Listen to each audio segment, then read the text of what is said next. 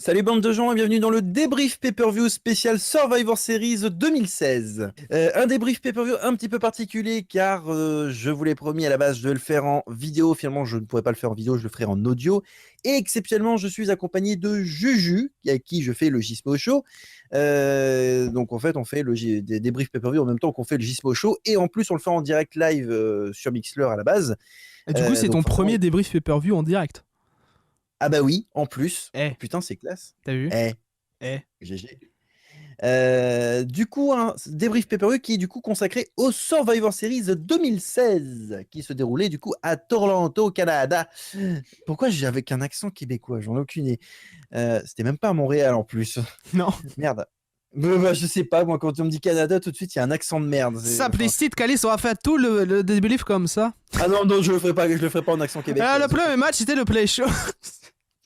Mais je l'ai pas fait, je les ai pas vus. Moi. En même temps, je ne fais jamais Est-ce que tu veux que je parle du pré-show? Tiens, vas-y. Eh ben écoute, je te laisse parler du pré-show parce que je ne fais jamais le pré-show Et bah dans les tu débriefs. vois, encore une nouvelle exclue pour tous ceux sur ta chaîne. Alors le pré-show, c'était TJ Perkins, Rich Swann et Noam Dar contre Tony Nese, Drew Gulak et Ira Davry. Voilà, alors ensuite le match d'après c'était Kane contre...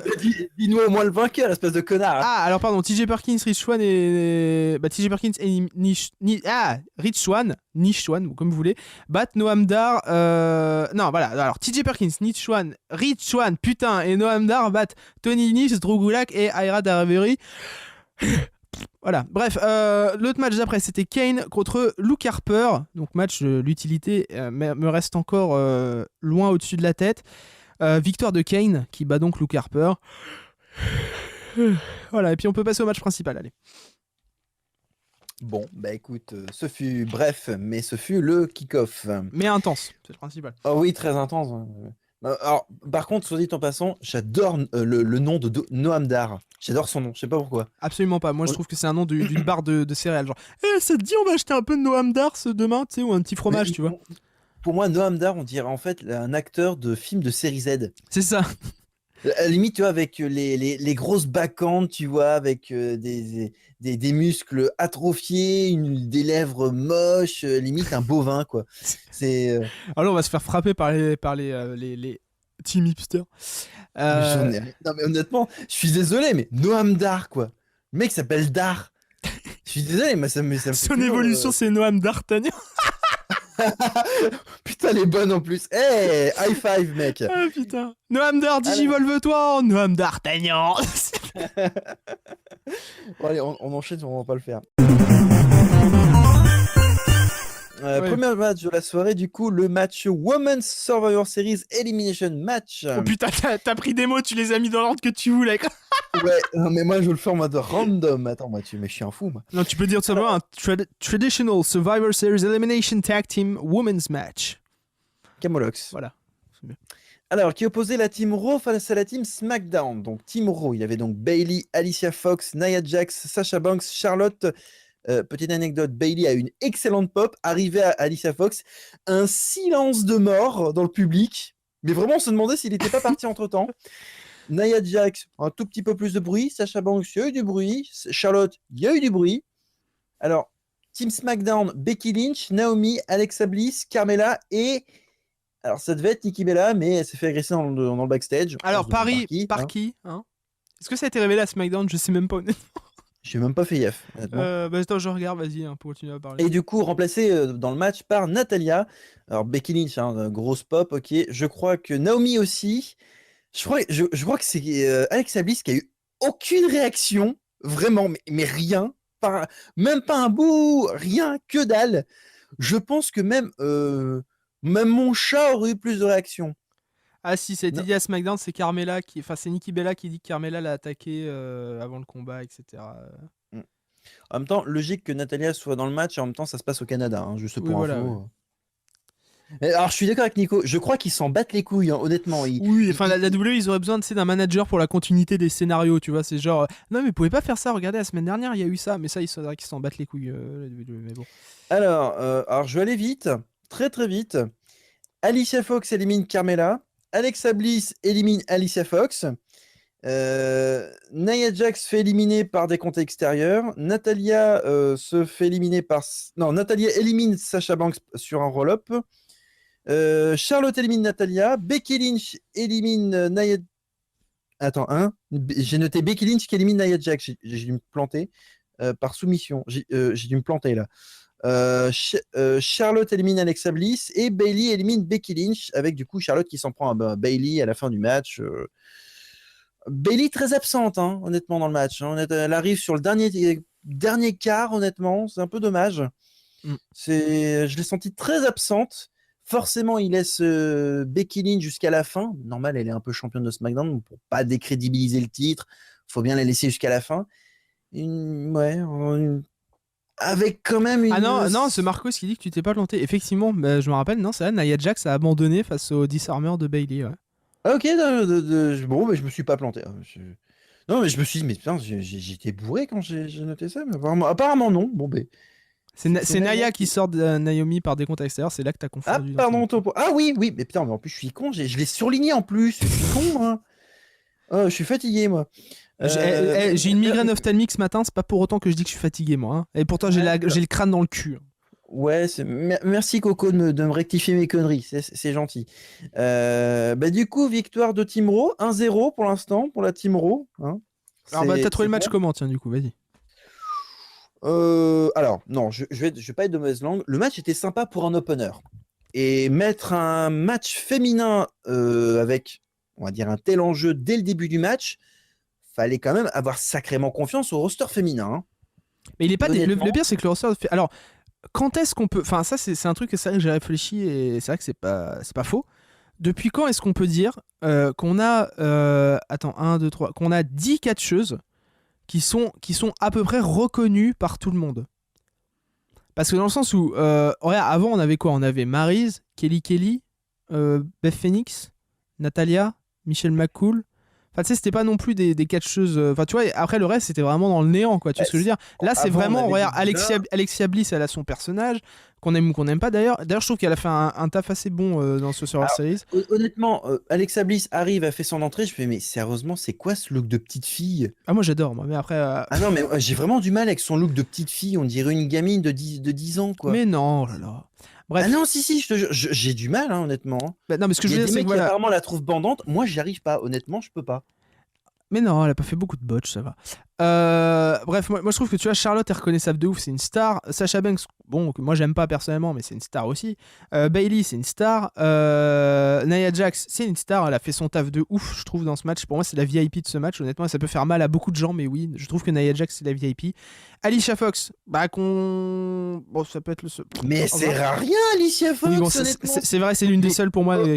Honnêtement, je veux dire, même, allez, je vais dire une connerie, mais même Isabelle Morini-Bosque aurait plus servi qu'Alicia Fox. Sérieusement. Mais je suis sûr qu'elle a La nana, elle a eu aucune pop, aucune réaction, que dalle de la part du public. Cette nana, même un ballet dans un hôtel Ibis aurait plus d'utilité qu'Alicia Fox. Faut arrêter au bout d'un moment. Cette nana sert à rien. Tu fais des déformations professionnelles là, Sméo, fais attention. C'est pas faux. Non mais sérieusement. C'est vrai que Cora a raison, oui, mais. Elle sert plus que Bayley, au moins elle a éliminé quelqu'un. Bayley aussi, techniquement, elle a battu. Bayley, elle a éliminé Becky Lynch et elle a remporté le match. Mais c'est vrai que je suis d'accord. Après, bon, voilà, ce que je veux dire, c'est que tout le monde était des stars, quoi. Donc, Natalia aussi. Je crois que.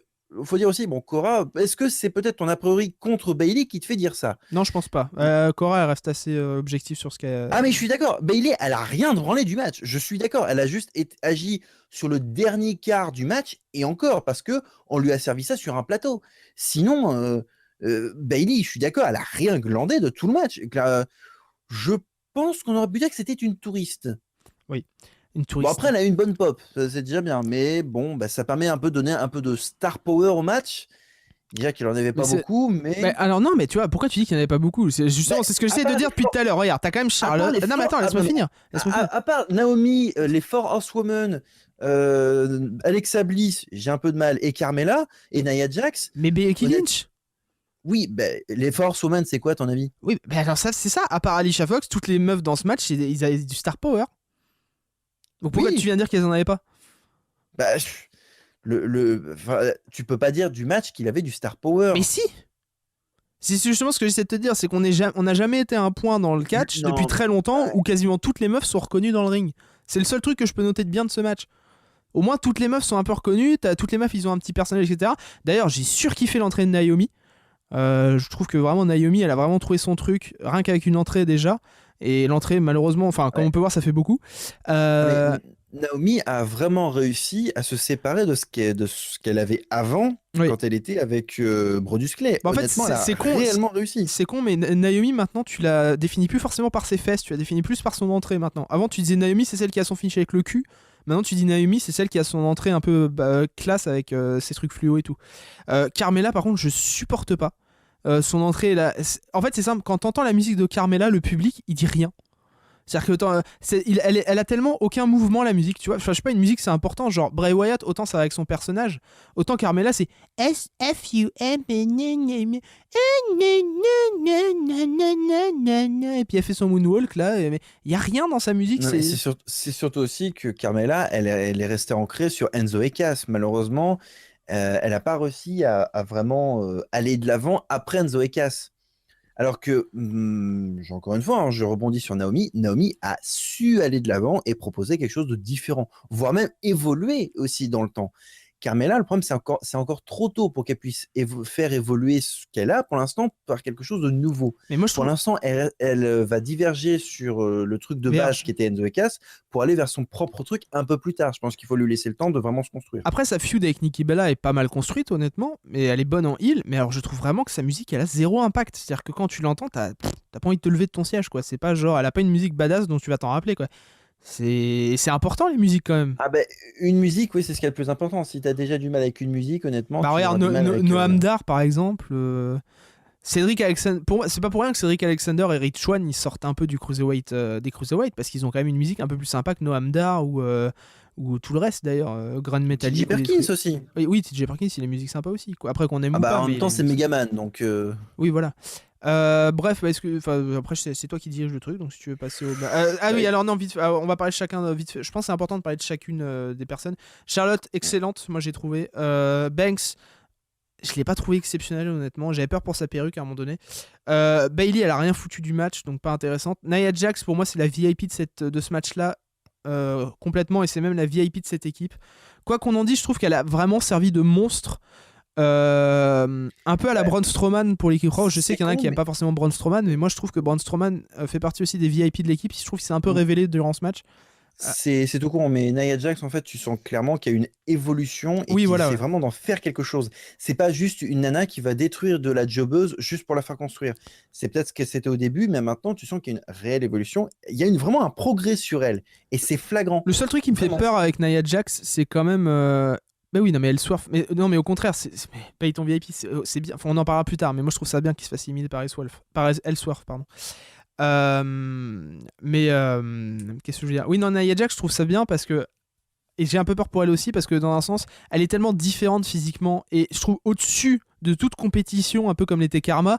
Qu'est-ce qu'ils vont faire avec elle? Bon, après, ils l'ont fait abandonner par Becky Lynch. Donc, ils vont lui faire gagner le titre, mais après, qui sera là pour la détrôner? Oui, mais Qui en même est temps, assez en même crédible temps, pour détrôner Nia Jax après? en même temps, j'ai envie de te dire, elle s'est fait éliminer par une des deux championnes. Oui, donc ça Donc, va encore, mais je là veux dire, encore, ça n'enlève pas de crédibilité à Nia Jax, justement. Ça aurait été, par exemple, je sais pas, mais tu vois, Alicia Fox, par exemple, par exemple, là, ça aurait Bailey, décrédibilisé Bailey qui justement. a NXT bat Nia Jax, moi je supporte pas ça honnêtement. Rien que par la différence physique. Enfin, c'est con à dire, mais Bah, c'est con, mais pour moi, Nia Jax, c'est censé être une destructrice, en fait. mais C'est non, mais censé c'est être la ça. Non, mais personne elle est une qui... destructrice, mais le jour elle se fera battre par Sasha Banks parce que Sasha est un peu aimé par les fans, etc. Et que voilà. Bah, En fait, je trouve Nia ça. Jax, c'est Brock Lesnar au féminin. Oui, c'est un peu ça. Ouais. Elle est... voilà, elle est censée être une destructrice, donc elle est censée être quasiment imbattable, sauf à de rares exceptions. Si c'est une championne, à ce moment-là, elle peut être battue, Oui, non, mais mais très difficilement. comment veux-tu que moi je crois quand je vois Bailey à NXT battre Nia Jax? Moi, ça me sort par le fion quand je vois ça. Je comprends pas l'idée derrière. Ça te fait mal comme un suppositoire? Oui, voilà. Et après, pour la Team SmackDown, Alicia Fox, qui aura servi à rien aussi. Team SmackDown, Natalia, je trouvais que c'était important qu'elle soit là, parce qu'ils étaient au Canada, et c'était en plus Survivor Series, donc c'est assez rare pour le signaler, un Survivor Series au Canada. Becky Lynch, je l'ai trouvé plutôt bonne, honnêtement. Alexa Bliss, moi j'ai vraiment aimé dans le match, je trouvais qu'elle était plutôt efficace, et elle a bien joué son personnage, moi j'ai bien aimé. Carmella, sans plus. Et Naomi, à part son entrée, honnêtement, elle m'a pas marqué tant que ça. Je me souviens même pas ce qu'elle a fait, tu vois. C'est pour te dire, j'ai pas vraiment trouvé. Si, je crois qu'elle a fait un saut à l'extérieur. C'est l'un des seuls trucs que je peux noter. Mais elle m'a pas marqué plus que ça, quoi. Mais honnêtement, ouais, non, ce match-là, moi, je sais pas pour toi, mais moi, c'est Nia Jax qui en ressort grandi, je trouve. Et en ressort au-dessus, quoi. À mon avis. Hein. Bah écoute, on est d'accord. Nia Jax qui clairement est au-dessus du lot. Et puis ce match qui sert évidemment ensuite, comme tu l'as dit tout à l'heure, à continuer la rivalité entre Bayley, enfin à commencer une rivalité en tout cas entre Charlotte et Bayley, quoi, pour passer un peu à autre chose de Sasha Banks, ce qui est bien. Bref. Et ben ça nous permet d'enchaîner. Donc 1-0 pour la team Raw, ce qui nous permet d'enchaîner sur le second match de la soirée, l'Intercontinental match opposant The Miz à Sami Zayn. Jingle. Bah non, parce que le jingle, je le mets avant en général, mais bon. Ah bah alors, jingle avant. Du coup, victoire du Miz. On entre bien en tête dans le truc, hein, on va pas perdre de temps.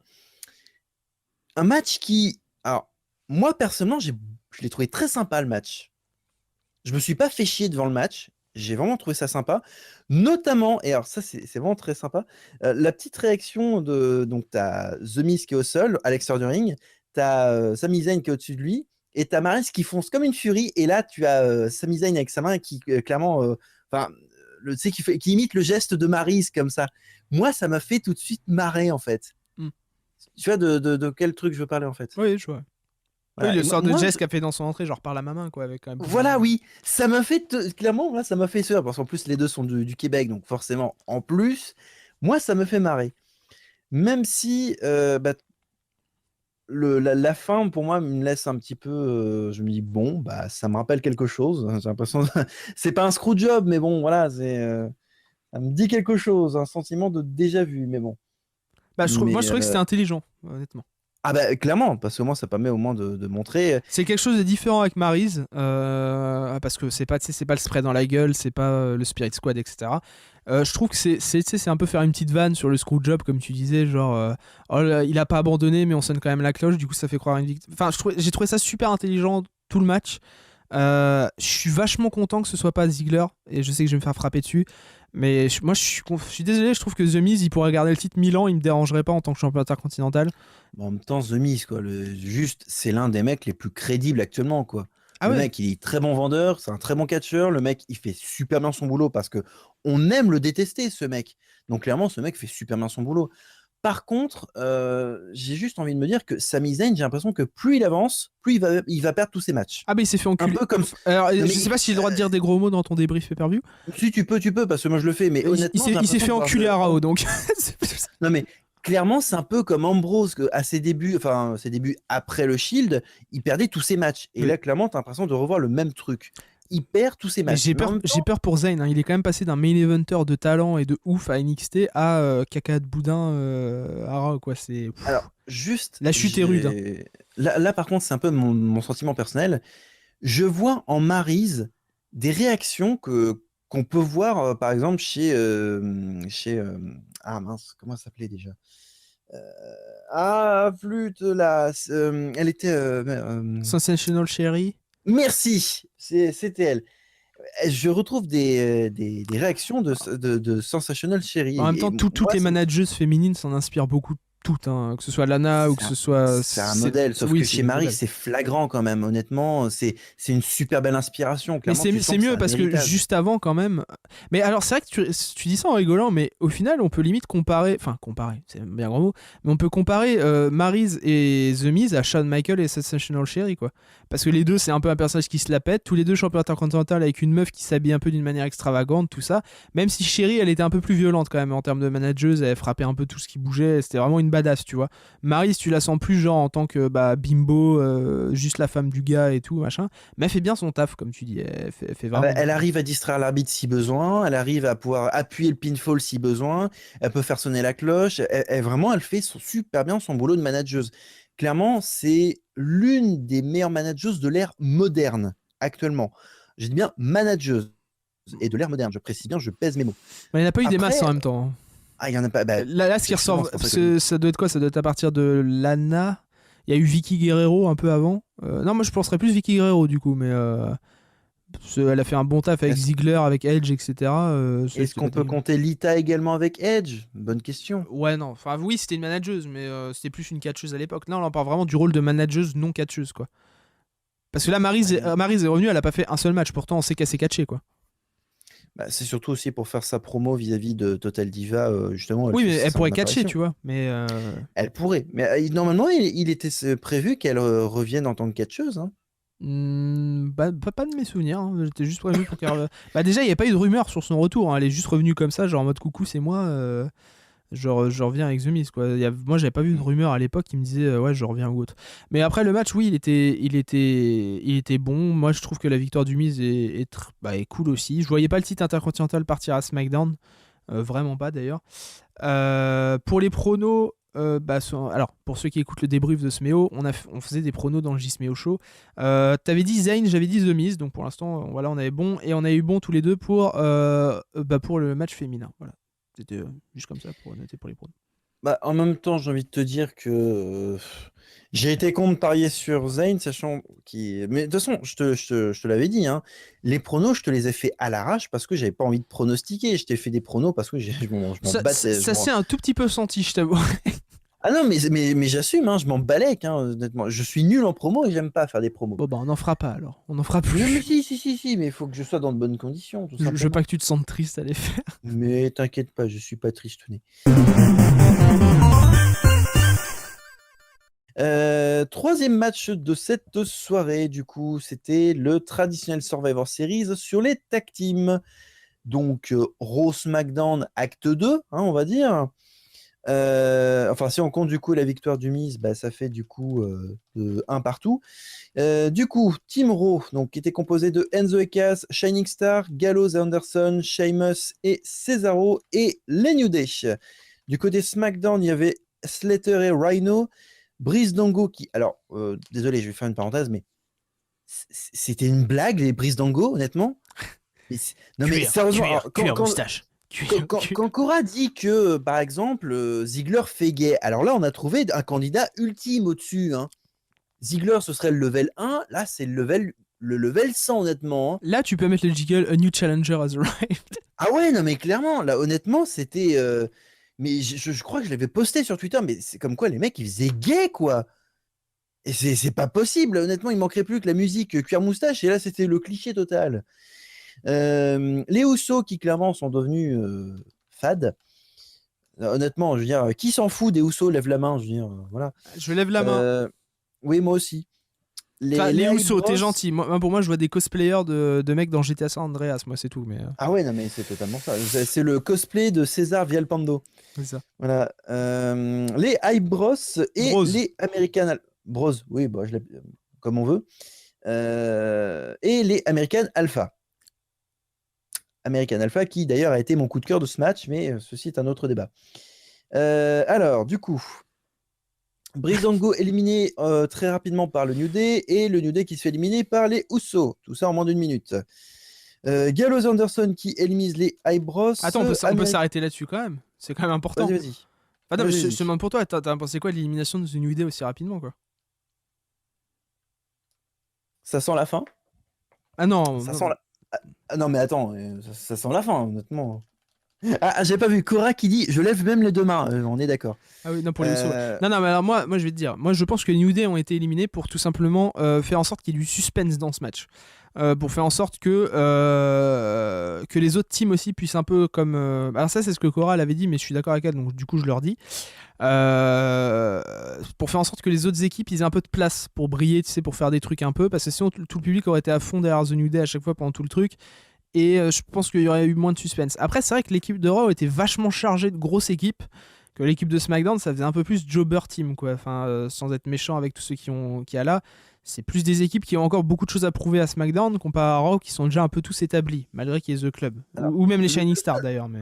le seul souci, en fait, avec, avec la liste des éliminations, parce que je l'ai sous les yeux, en fait, j'avais tout noté. Le souci, c'est que ça a été un putain de match de tennis, vous allez voir. Donc, Gallows Anderson élimine les Hype Bros, donc jusque-là, tout va bien. C'est à partir de maintenant que ça commence. Alors, les American Alpha éliminent les Shining Stars, qui, du coup, les American Alpha se font éliminer par Gallows Anderson. Gallows Anderson se font éliminer par Slater et Rhino. Enzo et Cass éliminent Slater et Rhino. Les Usos éliminent Enzo et Cass. Et Cesaro et Sheamus éliminent les Usos. Ça a été un putain de match de tennis. Par contre, le match était juste incroyable. Surtout, alors moi, c'était vraiment mon coup de cœur du match, c'était les American Alpha, honnêtement. Ouais. Vraiment, j'ai juste adoré leur perf, elle était juste trop bonne. Elle était juste excellente. Moi, honnêtement, j'ai l'impression de voir les The World Greatest Tag Team sans Kurt Angle, moi, mais... Shelton Benjamin et Charias. Et sans charisme aussi, mais bon, ça, après, c'est autre chose. Bah, j'ai envie de dire, on s'est tapé pendant très Mais encore, longtemps des non, mais mecs alors qui ça, étaient... ça, c'est un gros souci que j'ai, c'est que les mecs à NXT, ils ont, tu sais, tout le public de 500 personnes derrière eux qui inventent des chants super cool, genre Gable, Gable, Gable, tu te rappelles, avec, tu sais, pour les chants de leur équipe. Et quand ils arrivent dans le main roster, ils ont plus ça. Ils ont pu, tu sais, l'entrain des fans derrière. Donc forcément, moi, ça retombe. Et je me dis qu'ils étaient tellement mieux à NXT au final en termes juste de réaction des fans que j'ai l'impression qu'ils sont moins bons dans le main roster et qu'ils ont moins de personnalité, etc. Parce qu'ils sont noyés dans un show comme ça où il y en a que pour Ambrose, que pour Styles, etc.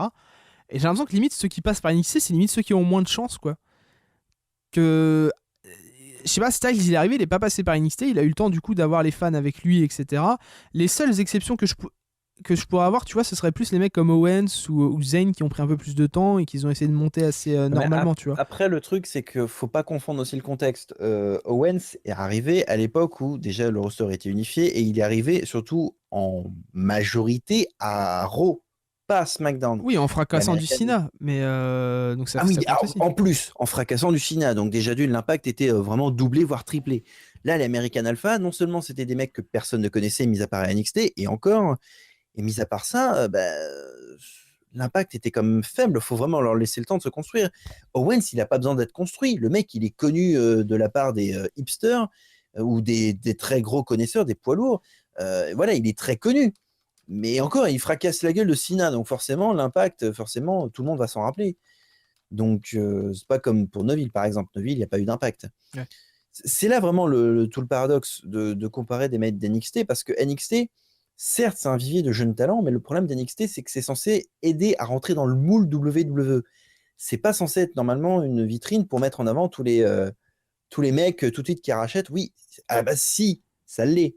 Sauf que c'est aussi pour rentrer dans le moule WWE plus facilement et du coup être préparé au main roster d'une certaine manière. Donc, Moi, je trouve que c'est utile pour des mecs comme comment dire, c'est utile pour des mecs comme tu sais, les Japonais ou les gars qui sont pas habitués au style de WWE. Mais quand t'as fait de l'indé, qu'on t'explique qu'il faut juste regarder bien la caméra qui est en face parce que c'est important, ton visage, etc. Voilà. C'est la fameuse hard cam qu'on dit qu'il faut regarder à chaque fois. Tu sais, c'est la caméra principale là qu'on voit sur le côté du ring. C'est cette caméra là qu'il faut regarder. C'est à peu près ce qu'ils apprennent. En fait, ce qu'ils apprennent à NXT, c'est faire des prises, pas pour le public, mais pour la caméra. C'est surtout ça en fait. Et je trouve que t'as des catcheurs qui en ont pas besoin, honnêtement. Des mecs qui ont déjà fait de la TNA ou de la Ring of Honor ou autre. Bobby Roode, il devrait déjà être dans le main roster. Il a pas besoin d'être à NXT. Il a déjà catché pour un show télé pendant des années. Sauf que, justement, le fait qu'il y ait ce que j'appellerais des vieux routards, désolé, alors c'est pas un vieux, mais moi je le comprends. Si, quand même. Bobby Roode, c'est un mec qui a de l'expérience. Grâce à lui, il transmet son savoir, il transmet ses connaissances, son expérience à des petits jeunes comme mais ça, on s'en fout. Il y a des entraîneurs pour ça. Oui, non, mais oui et non. Il y a des entraîneurs, certes, au Performance Center, sauf qu'avec des mecs comme Bobby Roode, non seulement ça te permet d'avoir des gros noms à NXT, mais en plus, ça te permet à des petits jeunes comme Dave Dillinger de pouvoir se former ou d'engranger de l'expérience face à des mecs d'expérience. Donc, ça permet en plus d'avoir un double effet qui se coule à NXT. Même si tu remarqueras qu'à NXT, Bobby il y a Roode, je trouve vraiment pas de star power. Bah oui, mais je le trouve pas utile à NXT, moi, Bobby Roode, honnêtement. Je trouve qu'il serait mieux dans le roster principal avec son truc Glorious, là, affronter des mecs en heal, etc. Que ce soit des mecs Oui, comme. qui tu veux le faire affronter à tu peux, mais tu peux mettre tout le monde. Contre Bobby Roode, tu peux mettre Ziggler, tu peux mettre Zayn, tu peux mettre. Enfin, tu vois, t'as de quoi mettre, quoi. Bah oui. Tu crois qu'il est mieux affronter Ty Dillinger, TM61 ou d'autres mecs comme ça? Ouais, mais ça permet justement à ces mecs-là, comme tu dis, Ty Dillinger ou TM61, de pouvoir justement se faire un nom face à un gros nom. Mais le nom, tu te le fais dans le main roster, tu te le fais pas à NXT. Pas forcément. Regarde Kevin Owens. Bah oui, il est resté 6 mois, oui, c'est tout. Eh ben, il s'est fait d'abord les dents sur NXT et après sur le roster principal. Il a pas fait comme Edge Styles directement. Pour moi, je suis les mecs comme Balor, les mecs comme Nakamura, les mecs comme Bobby Roode devraient pas rester aussi longtemps à NXT. Moi, après, c'est ouais, sauf que NXT, c'est une vitrine.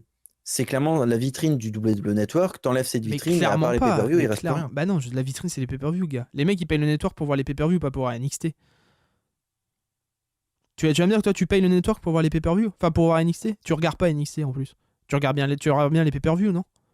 Je suis pas le bon exemple, moi. Ben non, mais quasiment tout le monde sait ça, Sméo. On n'est pas tous à regarder NXT. Hein. C'est pas faux. Ah oui, tout le monde regarde NXT en streaming, tout à fait. Bah oui. Reviens au match du coup. On est un peu parti du coup. Alors, pour ton débrief pay-per-view, ça va les saouler les gens. Non, mais non, ça leur fait des anecdotes. Au moins, il est vivant, ça c'est cool. Victoire du coup de Cesaro et Sheamus représentant l'un de la team Raw. Donc, c'est fait 2-1 pour la team Raw. Petite anecdote que j'ai notée, Cesaro qui tentait de faire un 619 sur un des deux Usos. Mais ça fait très longtemps qu'il le fait dans les house shows, par exemple, où il l'a fait à Raw et SmackDown aussi. Mais... Bah ouais, mais moi je ne regarde que les principalement, je dis bien principalement les pay-per-view. Voilà, moi, je suis désolé, c'est un truc à noter. Voilà, c'est. Oui, non, mais je dis pas que c'est pas à noter, je dis juste que je te dis qu'il le faisait un peu avant, c'est tout. Même si Brise Dango, j'ai envie de te dire, ils auraient peut-être pu mettre les vaudevillains, ça aurait été moins blague, ça aurait été moins gaguesque, je pense, et encore. Mais là, putain, sérieusement, dès le début du match, SmackDown se fait en handicap parce qu'ils sont à 4 contre 5. Déjà, tu sens la blague, quoi. Et la victoire de... Ouais, non, mais après ce match, moi j'en ai pensé du bon. Malgré que le fait que je suis... Enfin, tu sens... fallait être aveugle pour penser que c'était SmackDown qui allait gagner. Je veux dire, quand tu vois les noms qu'il y a à Raw et ensuite tu vois les noms qu'il y a à SmackDown, je veux dire, quand t'as Zack Ryder et Mojo Rawley dans une équipe et Breezango... Voilà quoi. Et heureusement que le match il y avait des éliminations par équipe entière et pas par un à un, parce que sinon on aurait pour 1000 ans. Et... T'oublies un truc. Heureusement qu'il n'y avait pas Goldust et R-Truth. Bah limite j'aurais préféré, ils ont fait quoi de plus les Shining Stars? C'est pas faux, tu marques un point. Donc bon. Bon, 10 points pour Gryffondor. Voilà, merci. Mais après, bon, The New Day qui est éliminé dès le début, écoute, moi je pense que c'était juste pour un peu l'effet de surprise. Comme j'ai l'impression que en fait, j'ai l'impression que ce week-end avec Takeover, avec Survivor Series, etc., j'ai l'impression que le but c'était de surprendre. Donc là, ils ont voulu surprendre, ils ont viré The New Day en plein milieu de. Ah bah tiens, tu parles de surprise, on va parler du match suivant. Donc, quatrième match qui était le match pour le titre Cruiserweight opposant Brian Kendrick, champion en titre, à Kalisto. On est d'accord, avec intervention de Baron Corbin à la fin du match et victoire de Brian Kendrick par disqualification. Bon, 3-1 pour Raw, hein, voilà. Bon, on passe au match suivant? Attends, je vais quand même dire un truc, j'essaie de sortir de mon sommeil léger là. Vas-y. Donc en fait c'est simple, il paraît qu'il y a des gens dans la salle qui dès qu'ils ont vu que les cordes allaient être en violet, il paraît qu'il y en a une bonne centaine ou 200 ou presque 500 qui se sont levés pour aller chercher des trucs à boire ou à manger.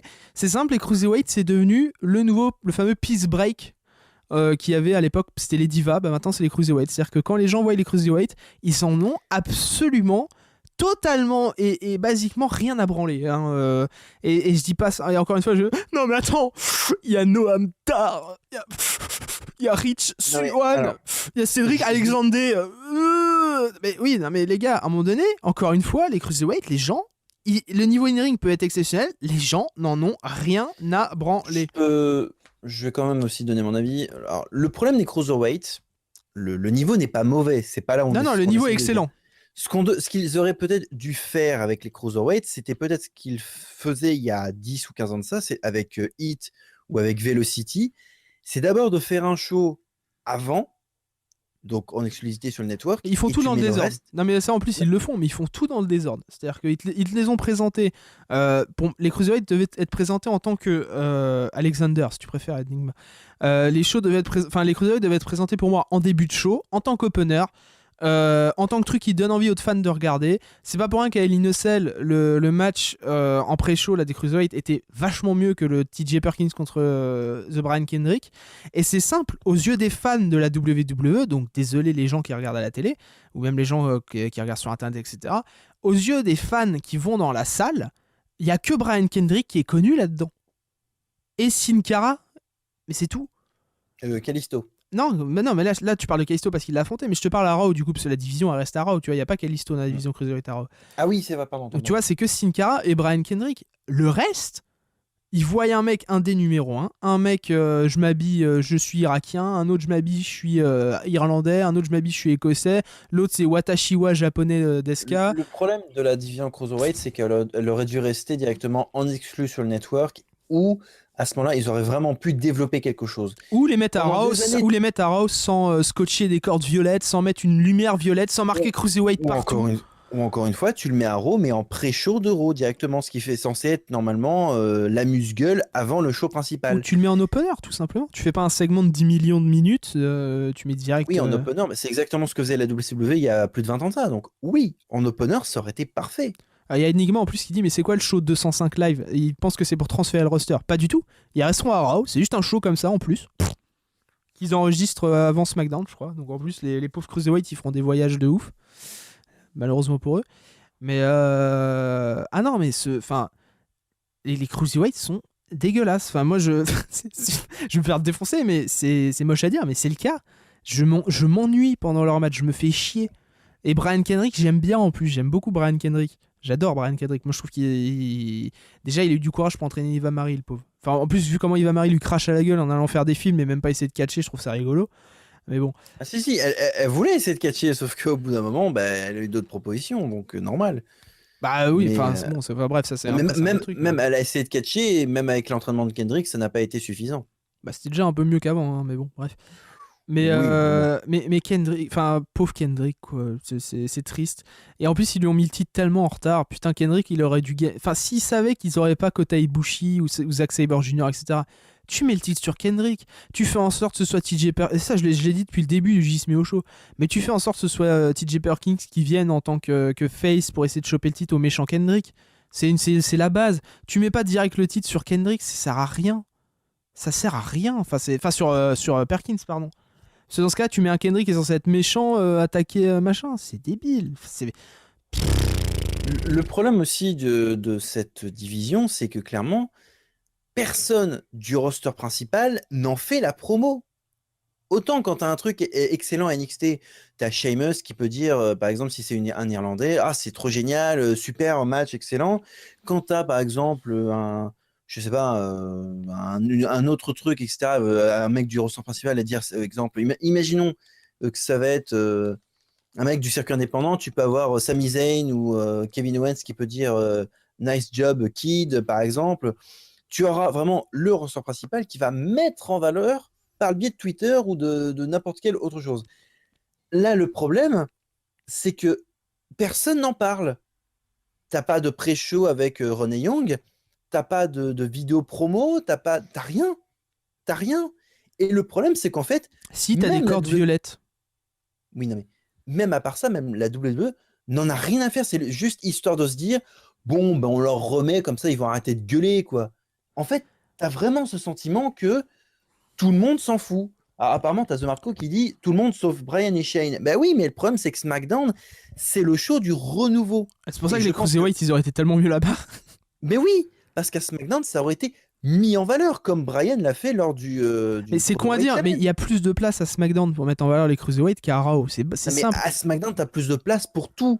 À SmackDown, ils essayent vraiment non pas de attends, juste Roman Suck qui dit un truc un peu idiot, excuse-moi de te dire ça, mais il fait oui, Cora, tu dis que Corbin a été très bon car il a fait perdre la division Cruiserweight à SmackDown et qu'après il dit à Daniel Bryan qu'il s'en foutait, sauf que tout le monde s'en branle de la division Cruiserweight. Du coup, ce qui fait perdre la division Cruiserweight, ça le crédibilise pas en tant que heel car tout le monde s'en branle. Bah bien sûr que si, ça le crédibilise. Il vient de faire perdre à son general manager des catcheurs en plus, un titre en plus. etc. Comme tu dis, pour Brian, c'était important. même, Notre avis, on et s'en fout. même, non, mais c'est surtout aussi qu'il fait perdre aussi un point en plus par rapport au reste du pay-per-view. Bien sûr que si. Corbin, il a fait un truc super important pour sa carrière du fait que justement, il a vénère Brian. Il a fait exactement ce que The Miz a fait. Pourtant, The Miz, évidemment, on s'en fout pas. Mais la division Cruiserweight, on s'en fout peut-être. Mais en attendant, Corbin a quand même fait perdre il a quand même trahi SmackDown entre guillemets. Donc en tant que heel, il a super bien joué son rôle, Corbin. Qu'on s'en fout ou pas de la division Cruiserweight, ça a limite pas d'importance. Il a fait perdre un truc à sa team.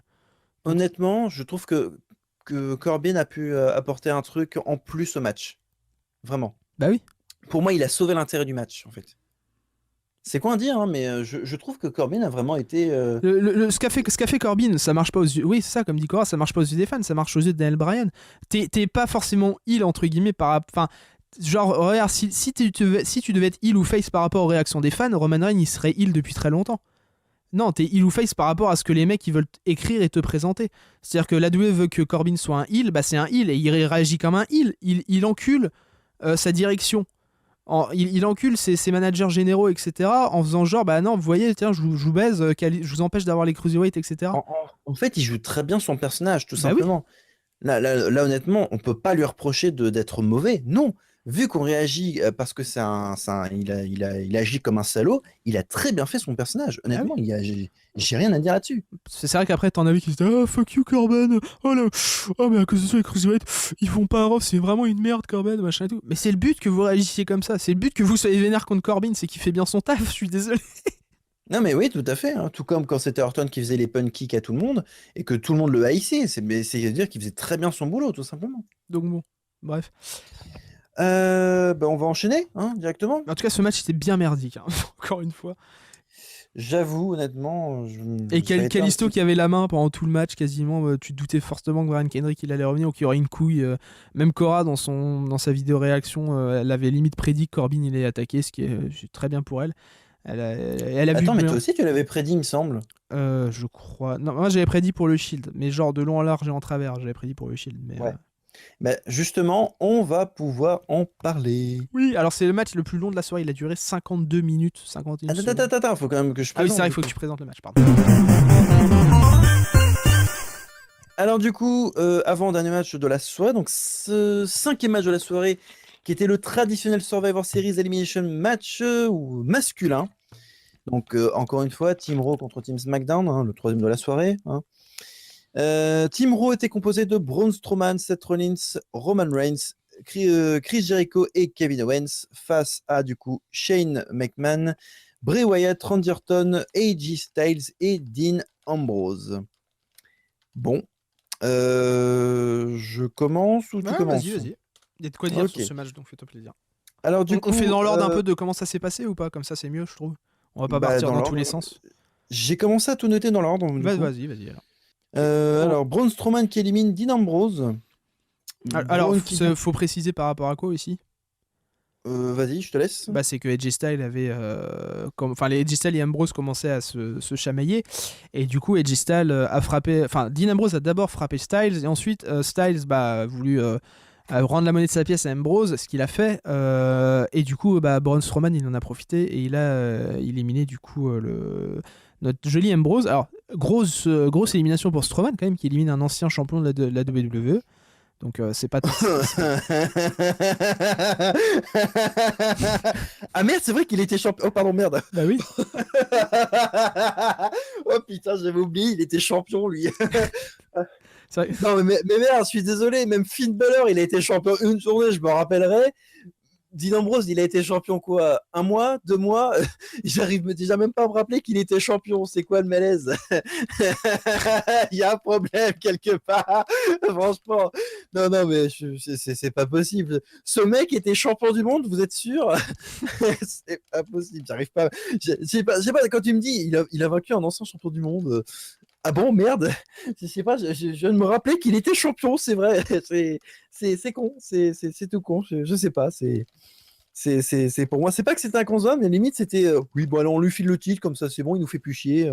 C'est vrai que Shane il était rigolo en mode genre arrêtez les enfants, il était en mode super nanny de son équipe, en fait il servait à ça, Shane McMahon. Non, c'était Pascal le grand frère. Oui, ouais, c'était ça. Ouais. Ouais, voilà, c'est Shane McMahon, c'est Pascal le grand frère, sauf qu'il s'est pris un putain de. Oh, pardon, j'ai un peu sauté un match là. Justement, tu parlais de Braun Strowman qui, du coup, a été éliminé par des comptes extérieurs, justement. Oui, alors voilà. Et on peut aussi noter que James Ellsworth était caché sous le ring. Moi, je trouvais que Et c'était une petite touche très sympa, dans le sens où ça fermait un peu la porte de cette rivalité qu'il y avait eu entre rivalité, c'est un bien grand mot, mais entre cette rivalité qu'il y avait eu entre Braun Strowman et James Ellsworth. Je sais que beaucoup ont pas aimé, machin ou autre. Je trouve qu'il y a quand même plus à se scandaliser quand tu vois Ellsworth qui bat Styles à SmackDown, mais ça on en reviendra un tout petit peu tout à l'heure, que quand tu vois Ellsworth qui élimine Strowman. C'est juste pour fermer l'arc entre guillemets scénaristique qu'il y avait entre Ellsworth et Strowman. Et j'ai trouvé ça intelligent dans le sens où ça, au final, ça décrivise pas tellement. Le mec s'est quand même pris un elbow drop de Shane sur une table des commentateurs. Il essaye de revenir, il se fait choper la jambe comme un caca par un mec qu'il a pas vu depuis tout à l'heure. Donc ça peut marcher sur tout le monde. Ça aurait pu marcher sur Seth Rollins, ça aurait pu marcher sur Reigns. Mais voilà, il s'est fait choper au dernier moment. Bah, forcément, il peut pas remonter sur le ring. Je trouve que Strowman a fait un bon boulot dans le match. Il a servi entre guillemets de monstre, même si pour certains il n'est pas forcément crédible. Voilà. Moi, honnêtement, je trouve qu'il a fait un bon taf. Il nous a débarrassé d'Ellsworth pendant tout le reste du match, donc moi, je pense que ça peut faire plaisir à certains. Je trouve qu'Ellsworth, il a bien été utilisé dans ce match parce qu'on l'a pas vu tant que ça. Il a juste fait une action, il a servi juste à éliminer Strowman. Voilà, moi, je trouve que c'était booké intelligemment pour le coup. Et moi, je trouve que ce mec, en fait, il a plus le.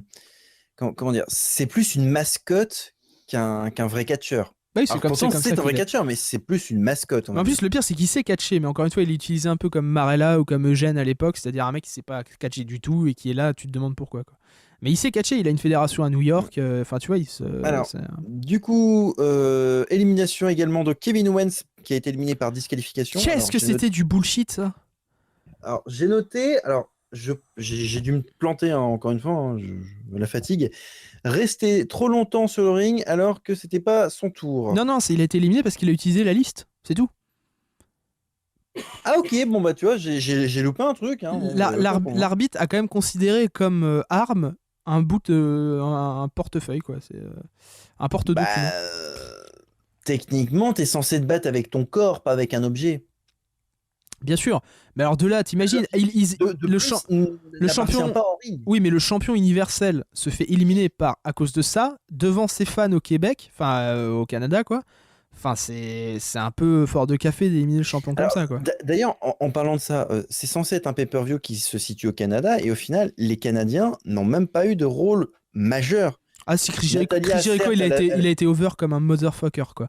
Juste le premier tag que Owens il fait à Jericho, t'as tout le public qui pète un câble et tout, qui est super content, machin. Enfin, Jericho, il était quand même over as fuck. Hein.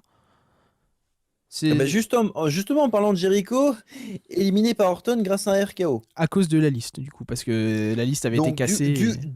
Du coup, Raw se fait comme éliminer, amputé comme de 3 membres, ne laissant que Reigns et Rollins d'un côté. Donc déjà, tu te doutais de ce qu'il allait avoir. Hein. On en reviendra tout à l'heure. Comme si je l'avais pas du tout prédit. Oui, non, pas du tout. Hein. Et bien, c'est que je te l'avais dit en plus. Hein. Je t'avais dit, genre, Brown va se faire éliminer. Après, il restera quoi à la fin? Il restera Orton. J'avais dit, ça, ouais, Orton. Du coup, nous avons Roman Reigns qui élimine Shane. Alors, on explique le mouvement. Shane est envoyé dans les cordes, dans un des angles, assis. Shane commence à préparer son coast-to-coast. Reigns. T'as dit Shane, il est envoyé dans les cordes, assis, et Shane va faire le coast-to-coast. Putain, oui, ils ont des noms qui se ressemblent, forcément, je confonds. Oui. Shane qui commence à préparer son coast-to-coast alors que Reigns était envoyé dans les cordes, donc dans un des angles. Shane qui commence à sauter pour faire son coast-to-coast et en plein vol, il se fait réceptionner en spear par Reigns. Je crois que c'est un des spears les plus violents que j'ai pu voir depuis très très longtemps. Et j'avoue, il était beau mon cochon celui-là. Ah ouais, non, il était violent. Oh la vache. Ah ouais, Quand je l'ai vu, je suis resté bouche bée. Oui, moi aussi. Oh la vache. Par contre, le choc de Shane contre le sol, là, par contre, ça a dû faire mal. C'est le rebond de la tête. En fait, il a bien pris le spear, mais c'est le rebond. Je pense ça a fait un rebond au niveau de son crâne, du coup, qui a touché le sol. Qui l'a commotionné. Enfin, ça se voyait hein, dans ses yeux, à part s'il le vendait bien, mais ça se voyait qu'il était un peu commotionné, le petit.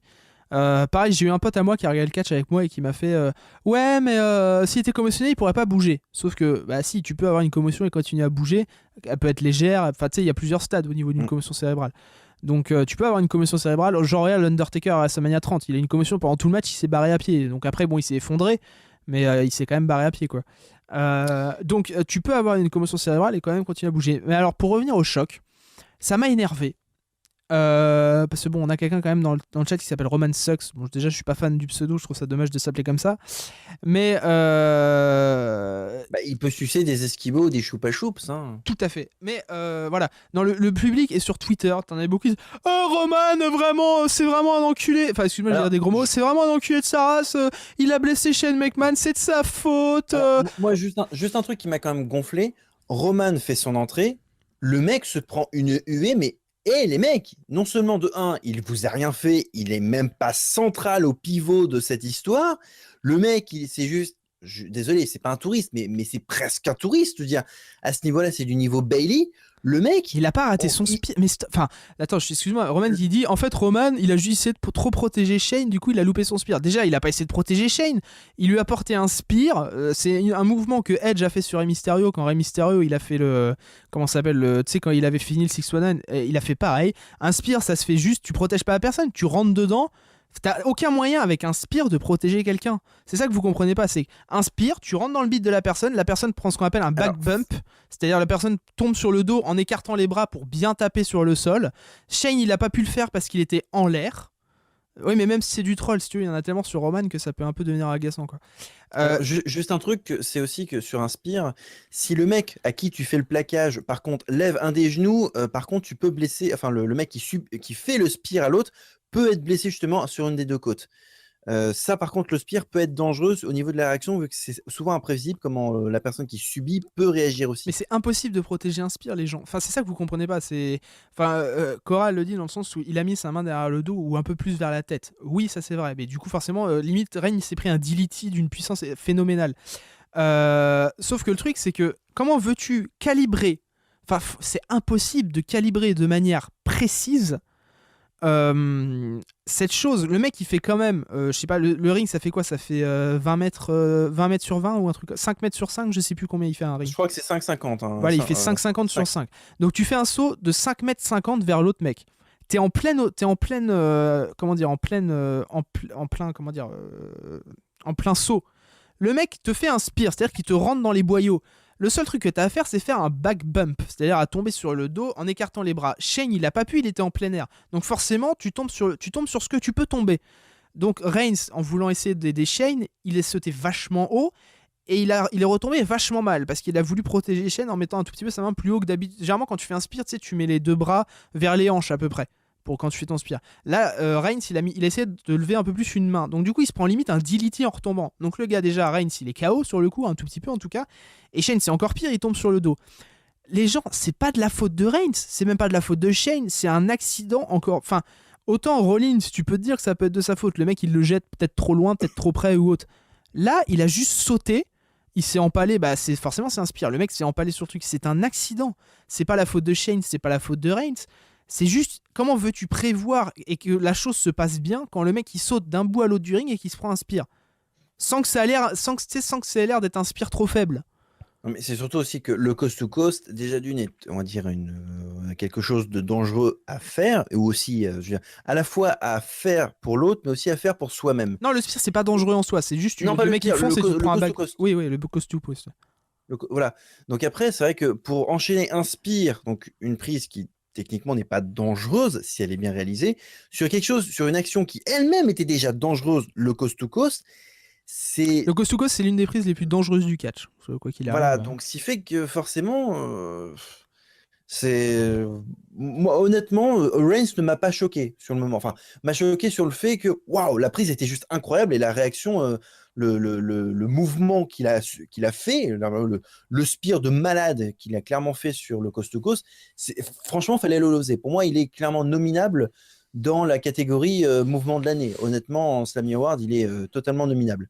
Non mais c'est pas question que Reigns fasse attention ou pas. Là, il y a même pas à se dire ouais, Reigns c'est plus la faute c'est la faute d'aucun des deux. C'est un spear qui vient d'un coast to coast en l'air. Il y a aucun moyen, aucun moyen de prévoir la chute d'un des deux. C'est-à-dire que c'est tu vois, c'est limite, ça devait être mathématique, c'est des trucs incalculables. C'est-à-dire que le mec rentre dedans, Il essaie de se respecter comme il peut. Bah, Reigns, limite, il tombe sur la tête et sans moyen de se protéger outre mesure. Et Shane, lui, il se prend une commotion. Bah, c'est la vie et c'est comme ça, c'est un accident, c'est du catch. Tu peux pas protéger tout le monde et faire en sorte de protéger tout le monde. Reigns, combien de fois il a sauvé la vie de Rollins en l'attrapant par la jambe des fois parce que Rollins il a escrouté. Ou combien de fois il a. Pourquoi tout le monde dit que c'est bien de bosser avec lui? Le mec, c'est pas pour rien que les gens. En fait, c'est con, mais vous voulez tous que Reigns il catch comme un mec incroyable, comme vos mecs de Cruiserweight ou comme vos Seth Rollins ou comme vos machins. Mais le mec, il peut pas. C'est bien qu'il catch comme ça. Il blesse personne. Il a jamais blessé personne.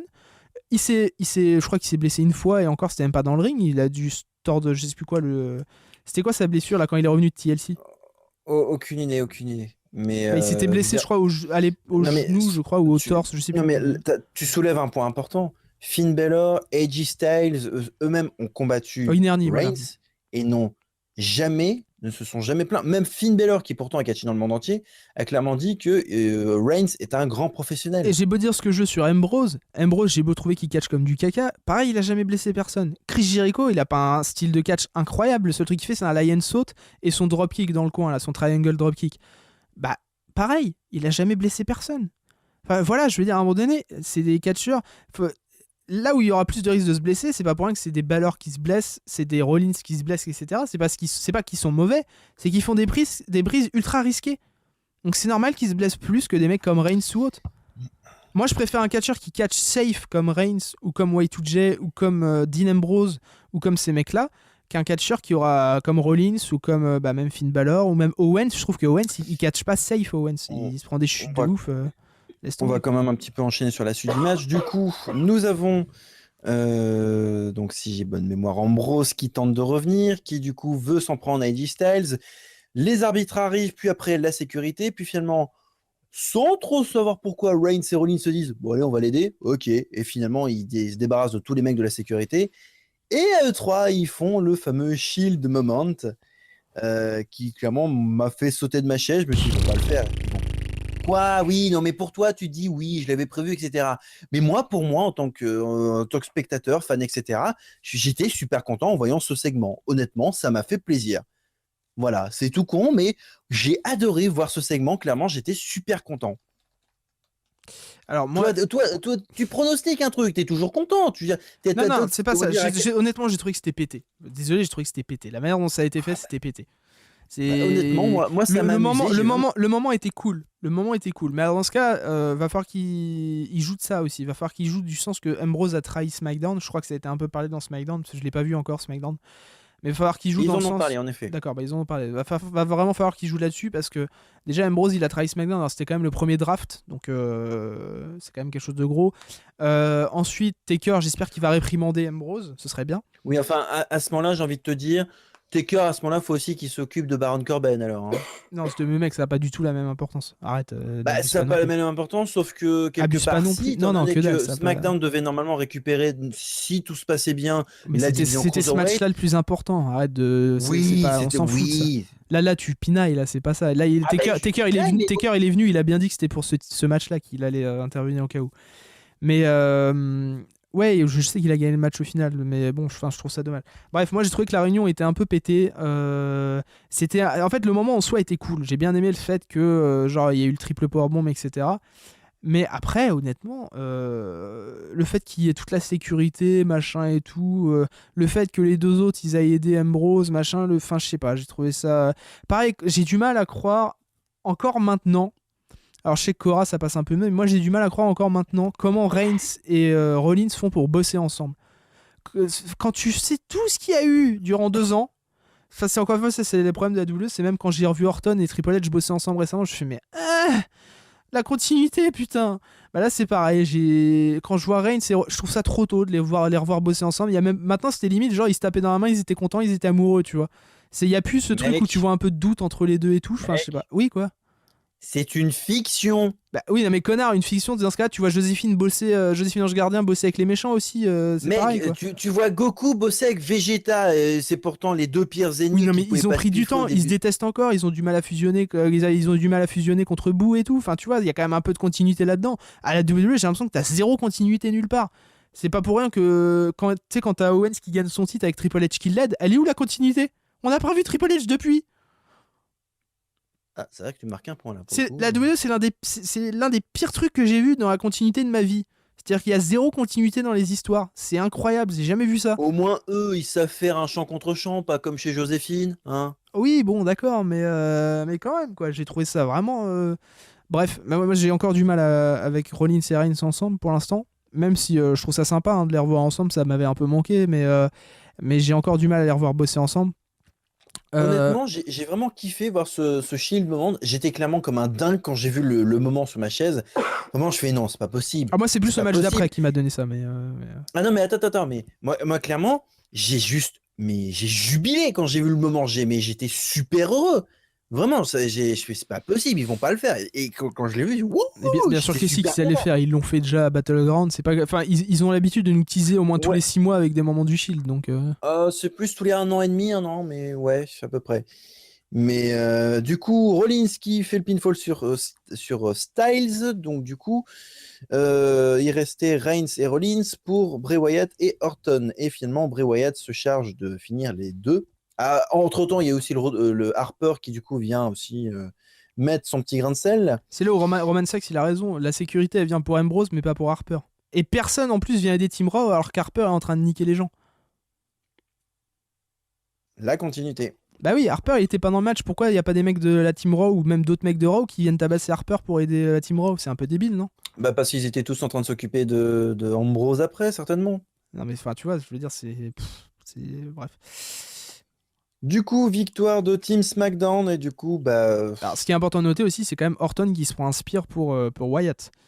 Moi, je trouve que. Alors, au début, je pensais pas que ça allait marcher, tu sais, Orton et Wyatt ensemble. Et plus je les vois ensemble, plus je trouve qu'il y a un truc. Plus je trouve qu'il y a vraiment. En fait, ils font en sorte que ça marche. Et tu le sens qu'ils ont envie que ça marche, limite. Et je trouve ça classe. Moi, je trouve ça vraiment cool. D'ailleurs, Orton, qui est devenu papa pour la deuxième fois, d'une petite. Je crois qu'elle s'appelle Brooklyn, sa fille, il me semble. Si je oui, raconte pas de bêtises. Une c'est ça. petite Brooklyn. Donc, félicitations, papa Orton, qui est d'ailleurs allé. Brooklyn Rose, hein, je crois. Ouais, qui est d'ailleurs allé consoler les enfants de Shane McMahon hein, après le spot, etc. Ça, Non, c'est pareil. pendant. Ouais, pendant. Ouais. Ouais, pendant. Ça, Pendant le pareil. match. La polémique, t'en penses quoi, toi, du fait qu'il y en a, ils disent Orton, il est sorti de son personnage, c'est vraiment nul, ils auraient dû pas montrer ça à la caméra, etc.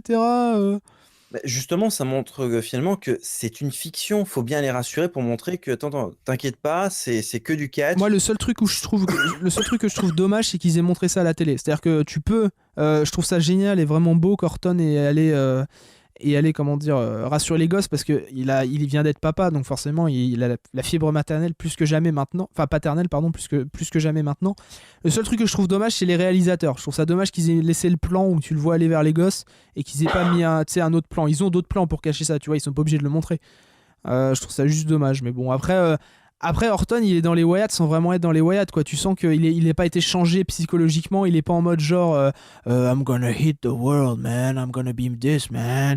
Il est pas en mode. Il Bah, s'est pas fait brainwash, tu vois. C'est encore Randy ouais, non, Orton. il, Donc il est dans les Wyatt parce qu'il avait clairement expliqué si j'arrive pas à les battre, autant les rejoindre directement. voilà. Donc il est pas en mode brainwash comme a C'est pu pas être Dan con. Bryan, etc., quoi. Honnêtement, comme réaction de personnage, je trouve ça pas con. C'est pas Oui. con, mais ça mérite d'être développé un petit peu Le plus. seul truc que je trouve qui me fait marrer, encore une fois, c'est les gens qui crachent sur Orton en disant que c'est un mauvais gars et tout. Enfin, vous le connaissez pas, vous connaissez personne, vous les connaissez pas dans la vraie vie. Orton, ça a l'air, moi, de ce que j'en vois à chaque fois, ça a pas l'air d'être ça a pas l'air d'être un gros connard. Il a changé depuis qu'il a fait ces trucs, tu sais, pour gérer son énervement, etc. Ça a pas l'air d'être un mec méchant. Honnêtement, Donc, Orton, pour moi, mon seul souci, c'est qu'il a pas assez de cheveux. ah Mais c'est un oui, détail, hein. gros, Honnêtement, tout gros le monde s'en souci fout, quand hein. même. Ah non, mais moi, c'est pour dire à quel point, pour moi, je n'ai aucun souci à part lui. Je veux dire, voilà, pour moi, mon seul souci, c'est qu'il lui manque des cheveux. Mais ça qui me fait rire, c'est tous ceux qui croient que les catcheurs ils sont dans le catch comme ils sont dans la vraie vie, quoi. Faut arrêter à un moment donné, les gens, c'est stop. Oui, voilà, vous êtes personne pour juger. Quand je vois certains de sites de news, ou même d'autres sur Facebook, ou. Ah si, hein, d'après Marc Mercier, on est des pseudo-journalistes, Oui, hein. voilà, oui, c'est vrai.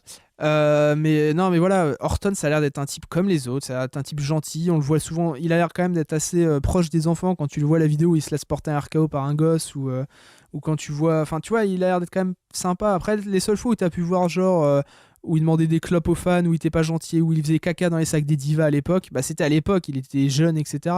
Maintenant, il a la trentaine, il est vachement âgé, il a eu 2 femmes, il a des gosses. Enfin, faut arrêter, chaque homme change, chaque homme reste pas un fils de pute infini, etc., quoi.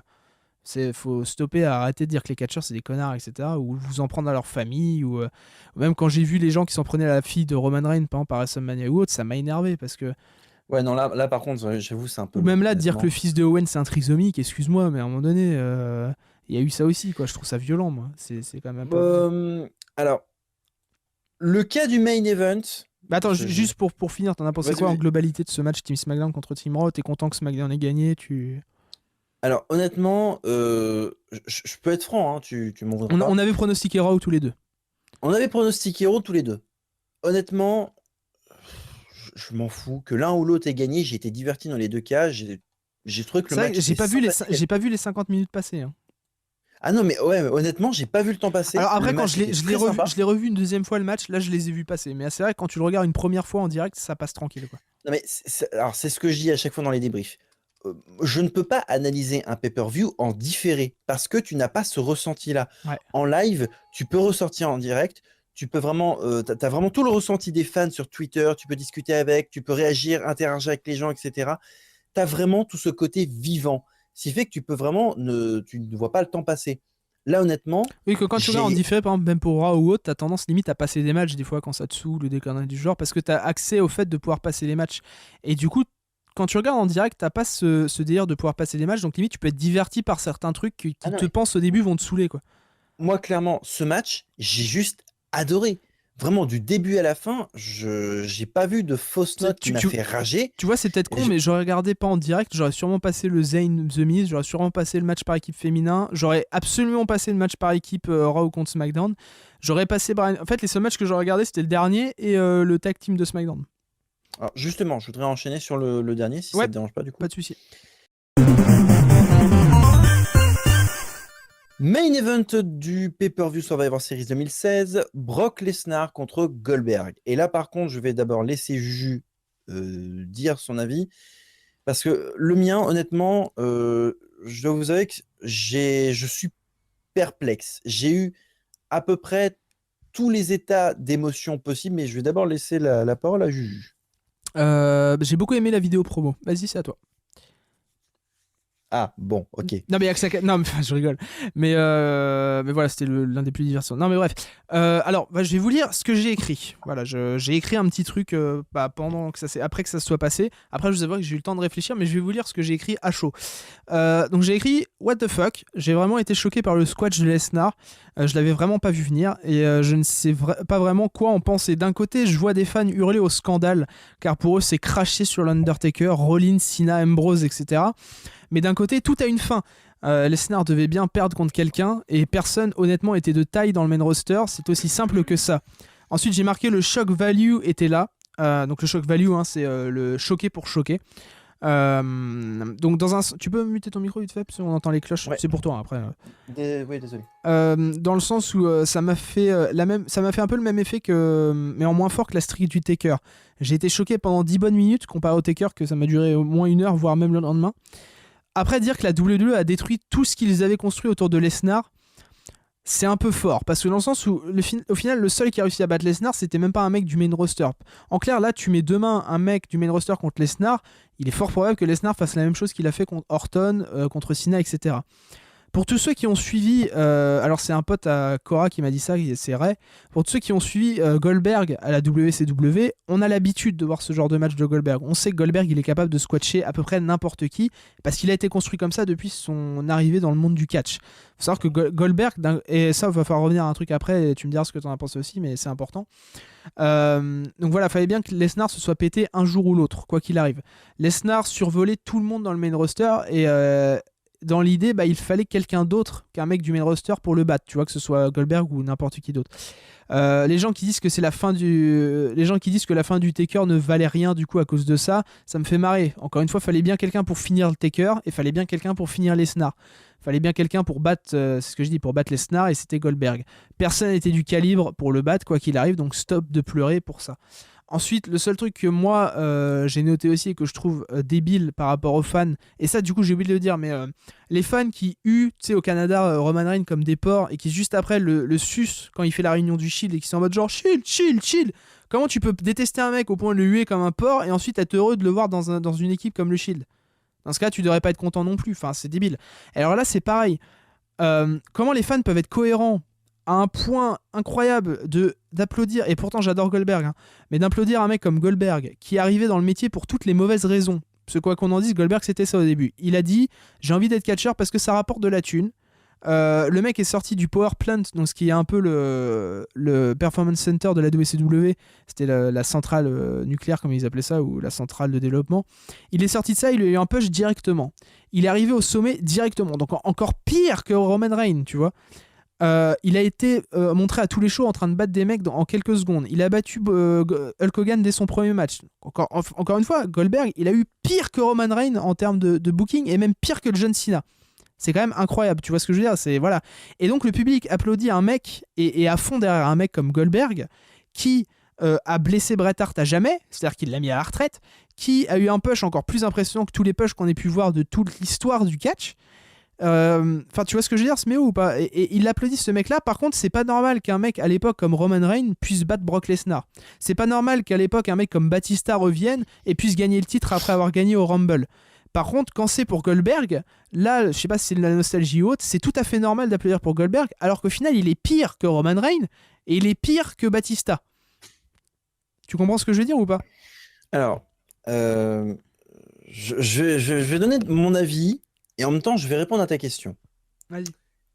Euh, Mais il y a plusieurs sujets, Quand je je pense, disais... hein. Mais il y a plusieurs sujets intéressants là-dedans. Mais Oui, oui, bah, tu marques plusieurs points intéressants, mais en fait, vis-à-vis de ce match, comment expliquer? Je suis passé par quasiment toutes les émotions possibles en 5 minutes. Mais quand je dis toutes les émotions possibles, euh, je suis passé de sérieusement tout ça pour ça à waouh, honnêtement, j'étais sur le cul. Je suis passé à énormément d'émotions possibles et chacune de mes émotions, beaucoup de personnes les partageaient en tant qu'opinion sur les réseaux sociaux. Vraiment, c'est vraiment quelque chose de très particulier ce match. Pour moi, je verrais plus ce match comme étant une bande-annonce plutôt qu'un match à part entière. Même si tu disais que des gens disent oui, tout ça pour le Taker, etc., c'est craché sur le Taker, je suis pas d'accord. moi non plus. Moi, je vais donner mon avis. Encore une fois, je suis désolé, hein, je vais faire une allusion avec Dragon Ball, mais c'est le meilleur moyen pour que les gens puissent comprendre. On va prendre un exemple de 4 mecs à la WWE. Cena, Triple H, Orton, Taker. Pour moi, ces 4 mecs seraient au-dessus du main roster et seraient considérés comme des Super Saiyans. Au-dessus, tu as Broly. Broly serait donc Lesnar. Et au-dessus de Broly, au-dessus de Lesnar, tu aurais Goldberg, qui clairement pourrait être un Super Saiyan God. Voilà. Oui.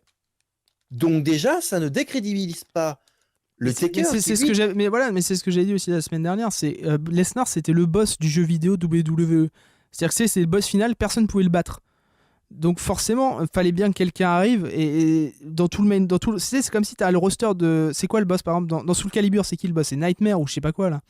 Ça dépend des versions, mais globalement, on va dire que c'est Nightmare. Oui. Voilà, bah, tout le roster, c'est impossible. Imagine que tout le roster de ça peuvent pas le battre. Bah, t'étais obligé de faire venir par exemple un mec de Tekken pour battre Nightmare, tu vois, c'est débile, mais c'est un peu ça, tu vois. C'est tout le main roster n'était pas au niveau de Nightmare. Nightmare, c'était Brock Lesnar. Bah, fallait faire venir quelqu'un d'autre qui l'était. Voilà, c'est pour ça, pour moi, Et il n'y a pas de rapport de force à W, faut arrêter d'être débile. C'est les Non, gens non, qui disent. attends, mais je voulais y revenir justement. Ah, oui, Tu me vas-y. parles de rapport de force, pour moi, je voulais y revenir. On sait tous, la WWE est une fiction. Et si finalement, la WWE était assez intelligente pour intégrer un rapport de force dans ses personnages au sein de sa fiction? Et si finalement la WWE peut prendre à contre-courant tous les fans en y mettant plus une profondeur dans sa propre fiction et dans son propre univers? Et si finalement la WWE n'était pas si conne que l'on croit en tant que pseudo-sport, et si finalement c'était une série avec un univers beaucoup plus large qui n'y paraît depuis plus de 25 ans? Et si finalement la WWE arrive encore à nous surprendre, et encore heureux j'ai envie de dire, avec un mec qui n'a pas combattu depuis 12 ans dans un match officiel, et qui au final est conservé comme étant une légende comme l'était Sting. Sauf que, étonnamment, Sting, lui, a perdu, alors que Goldberg, lui, a gagné. Ce qui est assez paradoxal, vu que les deux viennent de la WCW. Ce qui est drôle, c'est que Goldberg, il a été annoncé comme étant le plus grand champion de l'histoire de la WCW par Michael Cole, etc. En t'as limite l'impression qu'il vomissait sur Sting et tout, quoi. C'était... Ouais, c'est juste parce que Goldberg, lui, a accepté de venir, alors que Sting a totalement refusé pendant des années. Goldberg, il n'était pas dans les odeurs de sainteté avec la WWE depuis 12 ans, quand même. Hein. Il a souvent pris la tête avec Triple H. Il a jamais vraiment... Ah oui, mais en 2003, il est venu, alors que Sting, il a fallu attendre comme 15 ans avant qu'il vienne, hein, le pépère. Hein. Ouais. Donc la différence est là, mais... par contre, juste, je peux m'arrêter, ça m'énerve là, parce que Roman, faut arrêter de... J'ai l'impression qu'il s'est titillé depuis tout à l'heure, faut arrêter de raconter des bêtises. Les catcheurs font ça par passion, gars. Et évidemment, les mecs qui arrivent au stade de la WWE, ça remonte au crâne. Tu dis, Ryback, il s'est barré parce que il voulait plus d'argent. Normal, le mec, à un moment donné, c'est normal que des catcheurs qui bossent et qui oublient leur vie de famille, etc., veulent plus de thunes. Mais tu vas pas me dire que les mecs indés qui dorment dans leur bagnole, qui sont à peine payés 200 balles par apparition ou 300, etc., le font pas par passion. Sinon, ils le feraient pas. Faut arrêter un peu. Enfin, c'est débile là, de dire que les catcheurs font ça pour l'argent. Évidemment, quand t'arrives au niveau de la WWE, si on te donne plus de thunes, évidemment tu te barres parce que t'as été habitué à vivre comme ça. Mais tu vas pas me dire que certains catcheurs, genre Jericho, tu crois vraiment qu'à 50 balais, il a que ça qu'à foutre d'aller catcher alors qu'avec toute la thune qu'il a, il est pas obligé. Il l'a dit lui-même, il le fait par passion parce qu'il est en train de kiffer son run, parce que c'est l'un de ses meilleurs runs qu'il ait jamais eu depuis sa feud avec Michael en 2008. Il le fait par passion, il est pas obligé d'être là, Jericho. C'est triste parce qu'en fait, tout ce que je viens de dire là, sur le rapport de force, la non, justement, etc. Excuse-moi, je vais rebondir dessus maintenant. Non, mais c'est pas ça, c'est qu'en fait, dans le chat, vous êtes tous en train de parler avec Roman Suggs vis-à-vis de son avis, mais au final, j'ai l'impression que tout ce que j'ai dit, tout le monde s'en fout. Non, parce que j'ai écouté ce que tu as dit, justement. Non, mais je sais bien. Mais... Je peux faire deux conversations en même temps. Mais pour le rapport de force, tu vois, faut arrêter. Taker, faut aussi remettre les choses dans son contexte, les gens. Imaginons juste comme ça, une bête comme Brock Lesnar qui venait de sortir du UFC affronte un vieux papy comme l'Undertaker qui a 50 piges, etc., qui tenait plus debout, ça fait 20 ans et quelques qu'il fait ça tous les jours. Ah bon, après il est devenu part-timer, etc. C'est normal qu'à un moment donné, t'es quelqu'un pour battre un monstre et ça crée un nouveau monstre. Bah, quelqu'un a battu Taker, ça a créé Brock Lesnar. Et Brock Lesnar, personne n'a pu le battre après. Bah, fallait bien ramener un autre monstre qui était invaincu depuis des années pour le battre. Bah, c'était Goldberg. Et ça fait quoi que Goldberg batte Lesnar? Lesnar, pour moi, je trouve pas que ça ait entaché, tu sais, son run de mec indestructible ou autre. C'est pas le cas. Non. Pour moi, je me dis que c'est juste qu'au final, le seul qui a trouvé la fente dans l'armure de Lesnar, c'était Goldberg, c'est tout. Et encore une fois, moi, ce n'est que mon opinion. Hein. Je ne prétends pas avoir parole d'évangile ni quoi que ce soit. Mais pour moi, vraiment, il a battu Taker et Cena qui étaient clairement au sommet de la WWE en 2014. Donc forcément, pour moi, je les qualifierais de Super Saiyan. Et pour moi, clairement, il arrive en tant que Broly. C'est clairement l'indestructible. Et hop, il se fait battre par un mec encore plus fort que lui, qui pourrait être assimilé soit à une fusion, soit un Super Saiyan God, soit un SSJ3 ou un SSJ4. Référence à Dragon Ball Z, pour ceux qui ne connaissent pas, je préfère préciser. Oui, désolé, excuse-moi. Donc au final, je sais pas, j'aurais plus... voilà. C'est pour ça que je me dis, ok, le Taker n'était pas invincible, mais... Et personne n'est invincible. Non, mais je sais bien, mais on sait tous que la WWE est une fiction, et si finalement la WWE avait eu, on va dire, l'audace de mettre une petite profondeur ou d'approfondir son univers avec ça. Et si finalement ce n'était pas qu'un simple combat entre deux mecs en slibard sur un ring, et si c'était vraiment une histoire à part entière avec des personnages, un univers, un contexte, comme dans n'importe quelle série télé. Mais c'est ça. Et de toute manière, maintenant Lesnar, il est placé en tant que challenger, et ça on l'a pas vu depuis très longtemps. Maintenant Lesnar, il va être placé en tant que mec qui veut sa revanche contre Goldberg. Parce que ça va être ça. Revanche qui aura lieu au Royal Rumble, hein, faut préciser. Ou à WrestleMania. C'est pas... Non, ça aura pas lieu au Rumble puisque Goldberg est dans le Royal Rumble match. Donc le vrai 1 contre 1, ce sera à WrestleMania normalement. Lesnar aussi sera dans le Rumble match. Oui, mais c'est pas un 1 contre 1. C'est pas la revanche du 1 contre 1. Et ce sera déjà un premier pas vers la revanche. Ils vont déjà pouvoir s'affronter et se mettre des bâtons dans les roues, même si on sait très bien qu'ils ne vont pas gagner. Mais principalement, là, ils voulaient choquer le public, c'est tout. Et ça, c'est le résultat. Que ce soit bon ou mauvais pour les gens, quoi qu'il arrive, on en parle. Ça en parlait partout. Tout le monde même moi j'étais au bord de mon lit à la fin, j'étais en mode mais what the fuck, qu'est-ce qui s'est passé quoi? Il s'est fait poutrer en 1 minute et quelques. Et tant mieux que ce soit passé comme ça. Et le pire c'est que pour tous les gens qui chialent, c'est Lesnar qui aurait demandé ça.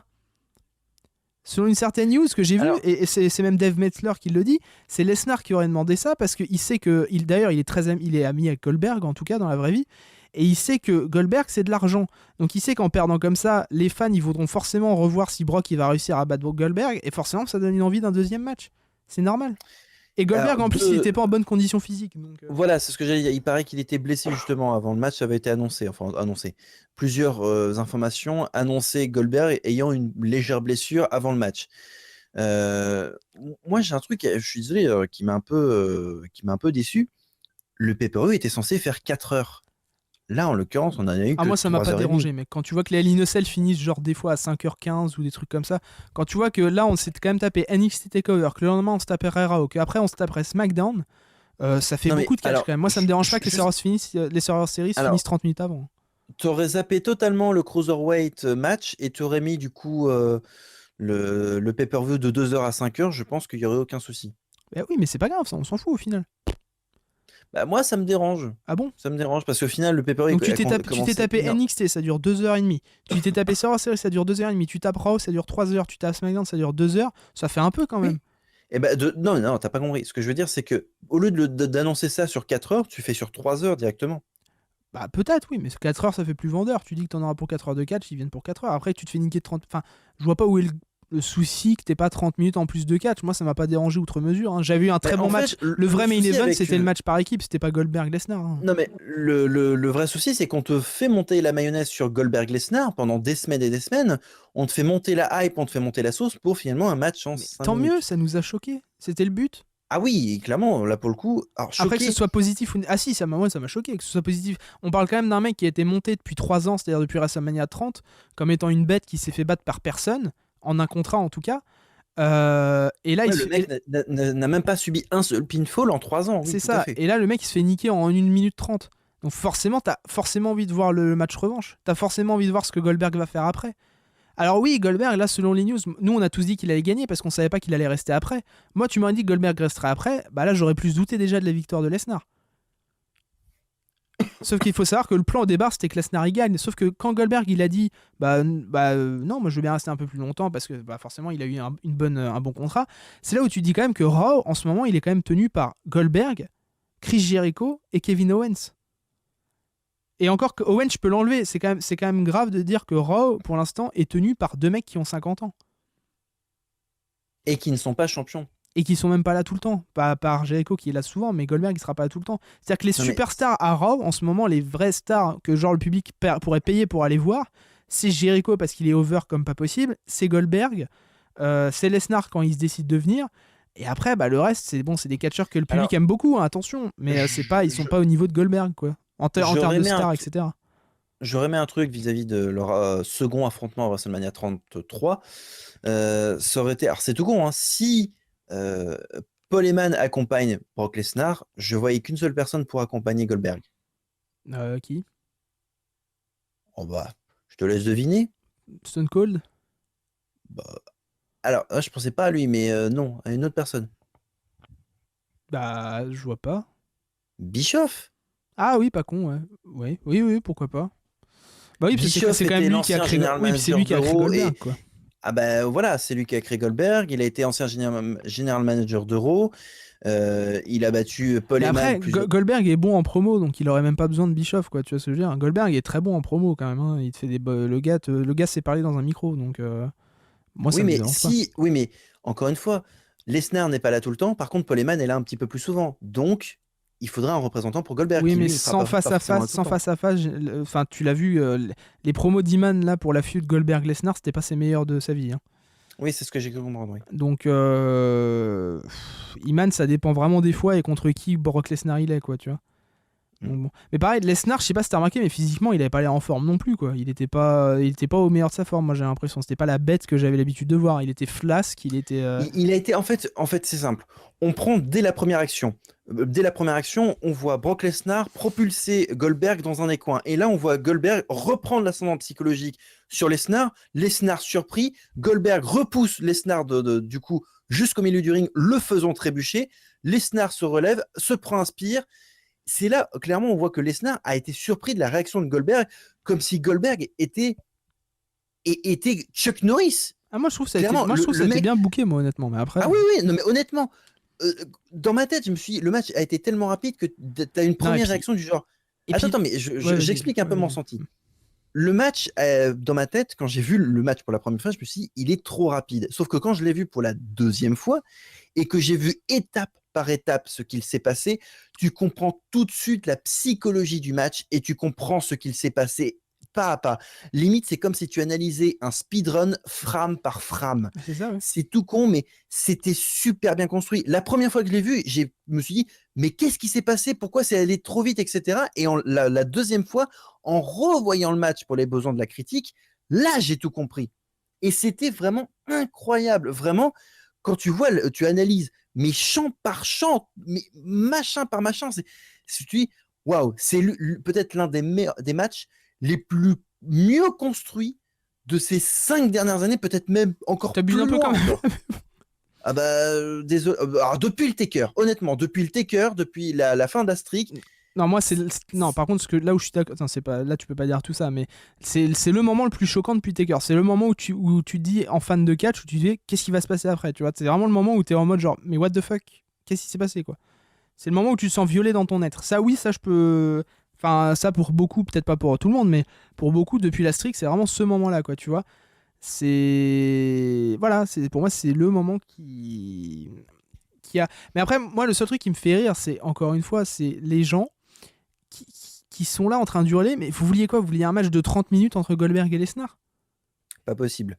Voilà, à un moment donné, bon, ils bookent Goldberg comme ils ont toujours booké Goldberg. Un destructeur, ça a toujours été Je, Goldberg. je- je trouve clairement que ce match a eu pour moi plus de sens et plus d'importance que le match de WrestleMania 20. Bah, complètement, oui. Oui. Mais WrestleMania 20 pour moi devait, enfin, c'était juste histoire de se dire bon bah tiens on a deux mastodontes, on en fait un match. Oui, voilà. Mais là le match a plus a plus d'identité, a plus d'intérêt, a plus de Non, et sens. puis les gens Même me font si rire, c'est un mec qui a... c'est pas parce que Lesnar il a eu une défaite que ça remet en cause tout son personnage de Beast, etc. Le mec a enculé tout le roster. Il a fallu, s'il la joue comme ça, il a juste à dire. Il a fallu qu'on fasse venir quelqu'un d'extérieur à la WWE pour me niquer. Mais vous allez voir, je vais le niquer après, on va refaire un match et puis je vais le défoncer. Tu vois, ils peuvent la jouer comme ça. C'est vrai que personne dans le roster principal a pu baiser Lesnar. Au final, c'est Goldberg qui le fait et c'est pas étonnant que ce soit Goldberg. À un moment donné, tu voulais que ce soit qui d'autre? C'est ça, tu voulais que ce soit qui d'autre? Le public aurait accepté personne d'autre. Quand c'était Roman Reigns, il huait Roman Reigns comme un porc. C'est d'ailleurs pour ça que le public il a commencé à huer Reigns. Parce qu'au départ, ils voulaient le faire gagner contre Lesnar. Donc ils ont hué Reigns comme un porc. Quand c'était Ambrose, ils s'en battaient les couilles. Quand c'était Cena, pareil, il se faisait huer parce que c'était Super Cena, ils voulaient pas que ce soit Cena qui gagne. Il y a toujours eu un mec que le public n'aimait pas forcément pour être contre Brock Lesnar.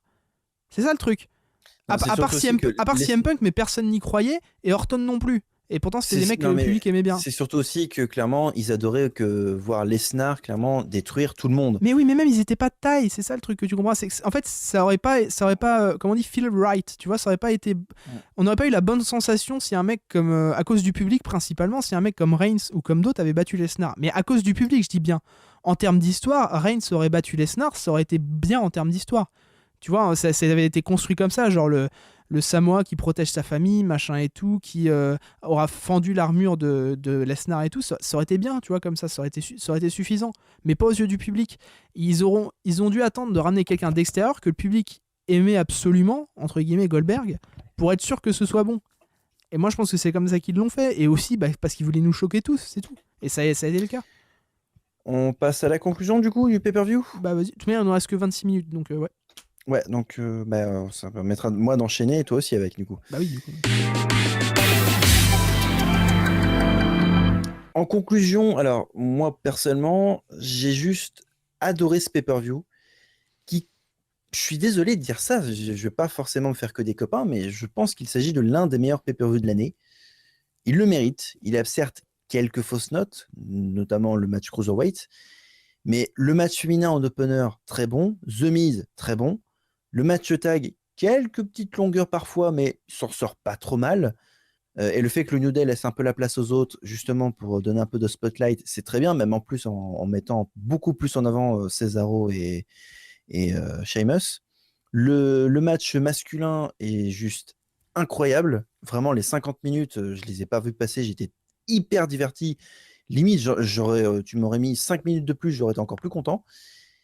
Et le match de fin, selon moi, est une énigme à part entière et je pense que là, c'est vraiment l'exemple type qui permet à chacun d'avoir sa propre opinion. Parce que je pense que c'est le match où personne n'aura la même opinion que chacun. Je sais pas ce que tu en penses, mais voilà, globalement, c'est un peu mon avis sur le pay-per-view. Ça reste un plutôt bon pay-per-view. Ah oui, non, Entre mais le bon et je suis l'excellent. complètement d'accord. Ouais. Ouais, je suis d'accord. Moi, très bon pay-per-view. La fin, comme tu as dit, c'est une énigme à elle toute seule. C'est vraiment l'une des meilleures fins que tu peux avoir à un pay-per-view, tout simplement. C'est que tu termines en mode What the fuck, j'ai envie de voir la suite. Bah, moi, c'est ça que j'ai envie que me procure un pay-per-view. C'est soit, en fait, je veux deux choses. C'est soit que ça conclut une feud, soit que ça me fasse What the fuck, faut que je regarde Raw pour savoir qu'est-ce qui va se passer après. Donc maintenant, on sait. Goldberg va être dans le Royal Rumble.